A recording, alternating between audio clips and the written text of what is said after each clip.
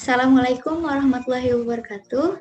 Hai semuanya, perkenalkan saya Nisa Nabratu Zahra dengan nomor induk mahasiswa 2010610310500085. Mahasiswa program studi dari Pendidikan Matematika, Fakultas Keguruan dan Ilmu Pendidikan di Universitas Singapura Bangsa Karawang.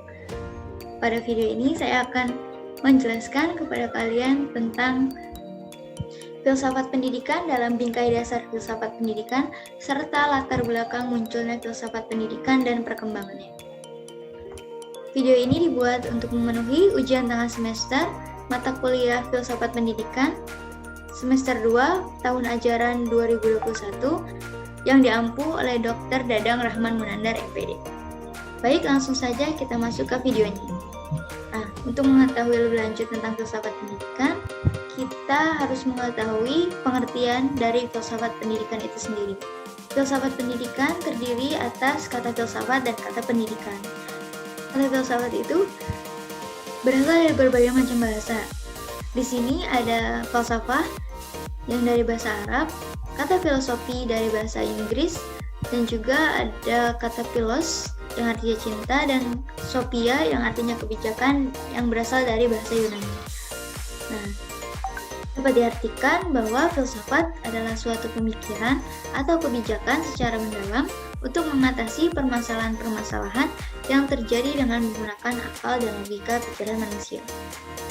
Selanjutnya, ada pengertian pendidikan. Pendidikan adalah suatu cara yang dilakukan bagi seorang pendidik untuk mengembangkan potensi yang ada di dalam diri peserta didik. Jadi, dapat kita ketahui bahwa makna dari filsafat pendidikan itu menurut John Dewey adalah suatu pembentukan kemampuan dasar yang fundamental baik yang menyangkut daya pikir, intelektual, maupun daya perasaan emosional menuju tabiat manusia. Selanjutnya ada dasar-dasar filsafat pendidikan, yaitu ontologi, epistemologi, dan aksiologi. Ontologi adalah sebuah ilmu yang membahas tentang eksistensi atau hakikat yang berkaitan dengan pendidikan.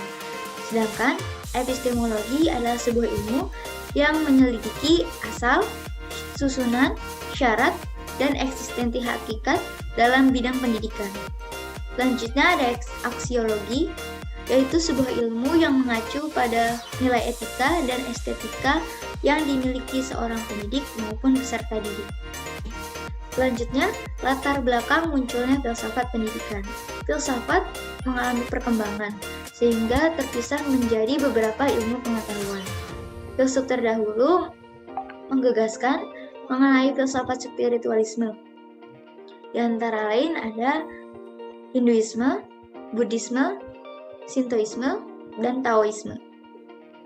Aliran Hinduisme ini dalam filsafat ada sebuah teori yang mengatakan bahwa setiap individu dilahirkan secara berulang atau reinkarnasi. Dan para filsuf berpikir keras untuk mencari jalan lepas dari ikatan dunia agar merasakan kebebasan dan kesempurnaan. Aliran Buddhisme dicetuskan oleh Siddhartha Gautama karena ia berusaha mencari jawaban dari pertanyaan yang terdapat pada aliran sebelumnya, yaitu aliran Hinduisme. Nah, setelah ia menjalani semedi selama 6 tahun, ia pun mendapatkan sebuah gagasan bahwa orang yang tidak dapat lepas dari permasalahan dunia ialah orang yang mencintai sesuatu secara berlebihan. Aliran yang ketiga yaitu aliran Sintoisme. Aliran ini banyak dianut di masyarakat Jepang karena aliran ini mengajarkan tentang alam dan mengandung nilai kreasi, pembangunan, dan generasi, serta aliran ini mengajarkan nilai optimis dalam menjalani sebuah hidup. Aliran yang selanjutnya yaitu Taoisme. Aliran ini dicetuskan oleh Lao Tse pada tahun 604 sebelum Masehi, yang berkeyakinan bahwa Tao itu tidak dapat dilihat, tidak dapat diraba maupun didengar, tapi ia ada di mana-mana. Dan manusia yang mengikuti ajaran ini haruslah mengatur nafsunya sendiri. Perkembangan filsafat pendidikan. Filsafat-filsafat saat ini mengalami perkembangan, yaitu dari konsep atau teori yang digagas oleh para filsuf zaman dahulu. Salah satunya ialah Socrates, Beliau menggunakan konsep pendidikan diaklesis, berarti mendorong seseorang dalam berpikir secara kritis dalam suatu permasalahan. Yang kedua, ada menurut Plato. Pendapat dari Plato lebih menuju ke bidang pemerintahan yang mengharuskan masyarakatnya memperoleh pendidikan sesuai dengan bakatnya masing-masing. Karena pendidikan itu sebenarnya merupakan suatu tindakan pembebasan dari belenggu ketidaktahuan dan ketidakbenaran. Selanjutnya ada menurut Aristoteles. Menurut Aristoteles ini, pendidikan bukanlah soal akal semata-mata, melainkan soal memberi bimbingan kepada perasaan-perasaan yang lebih tinggi, yaitu akal, guna mengatur nafsu-nafsu agar diarahkan dengan benar. Sekian penjabaran saya mengenai filsafat pendidikan dalam bingkai dasar filsafat pendidikan, serta latar belakang munculnya filsafat pendidikan dan perkembangannya. Semoga dari penjabaran tadi dapat bermanfaat bagi diri saya sendiri maupun kita semua.